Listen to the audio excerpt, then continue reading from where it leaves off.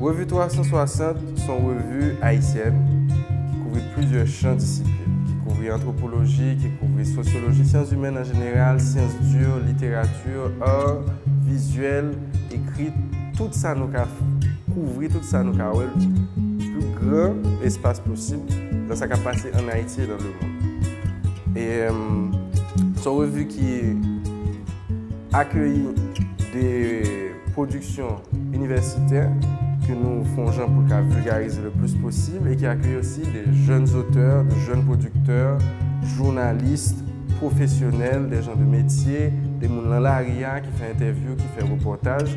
Donc, ce sont revues diverses qui utilisent le maximum de médiums possibles dans ça l'a fait pour servir de plateforme pour encourager la production intellectuelle et ouvrir les yeux public là sur richesse production ça et sur richesse réalité pas nécessairement richesse là complexité la violence et tout sur ça qui a passé dans le pays et ça qui a passé dans le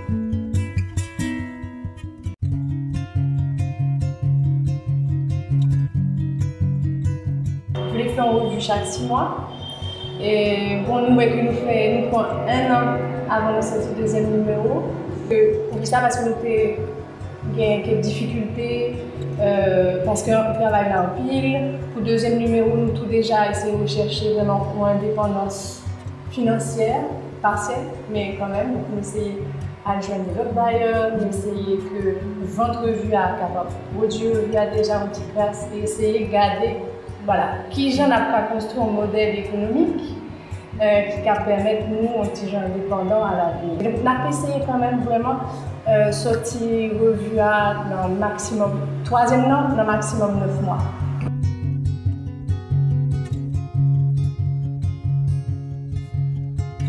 Correction, relecture.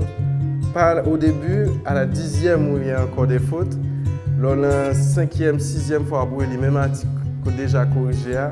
Et puis, je une coquille, je une tiroir graphique, etc. Relecture, repasser sur tout ça qui est en fait, c'est ça qui est plus difficile là.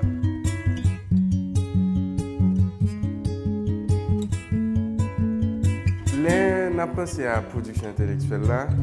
Le premier bagage, nous-mêmes qui nous vivons, c'est que c'est un bagage qui ont un petit temple, qui ont une université ou bien qui ont 2-3 intello ou bien comme ça.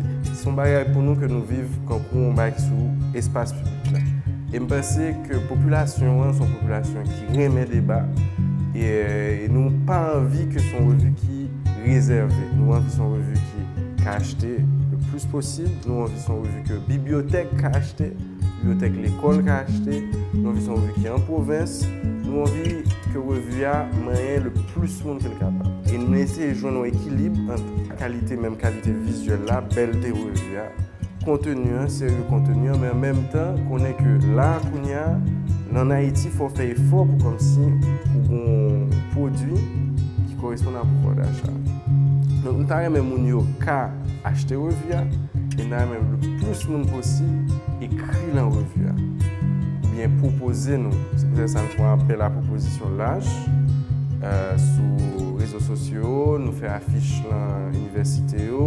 Pour nous envoyer la production par nous et puis choisir par rapport à critères, évidemment, comité éditorial.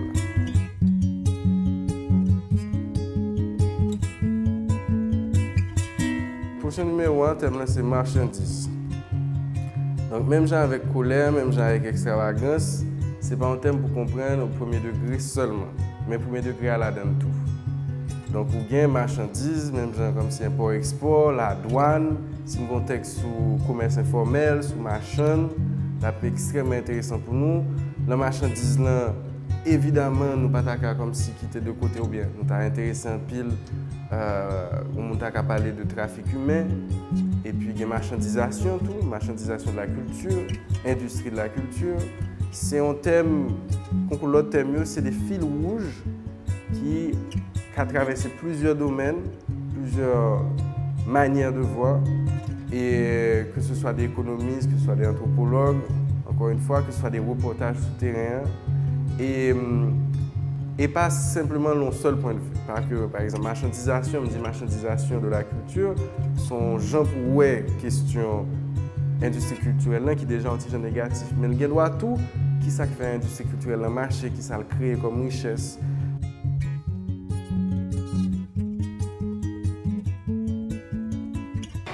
Donc pour moi qui est intéressé à participer dans le troisième numéro, nous allons sortir début janvier, on rappelle,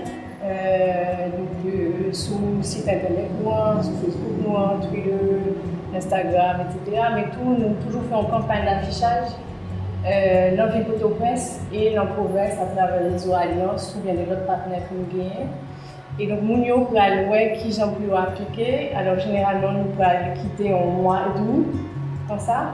Nous sommes capables soit proposer nous des sujets que vous voulez travailler sur eux, soit des sujets des travaux que vous avez déjà gagnés et que vous avez soumettre nos vues. Donc ça veut dire que on doit qui lui passionné avec elle, mais qui pas entrer dans telle marchandise, il a besoin de vivre dans tout sens. Pour fouiller là, il est capable de proposer nous travail ça pour l'autre public.